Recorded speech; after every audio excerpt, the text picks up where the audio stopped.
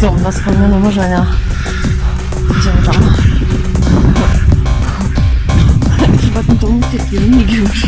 Spełnione marzenie, ktoś się w końcu to Prywatny dom opieki? Nie! Jak można tak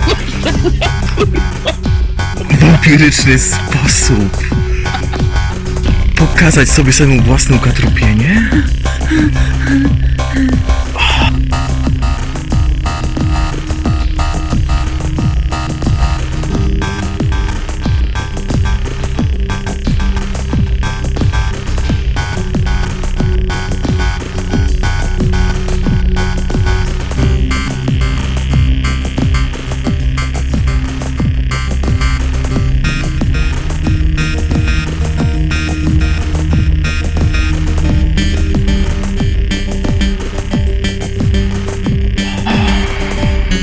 No i po prostu chciałabym powiedzieć, że życzymy wam wszystkiego najlepszego.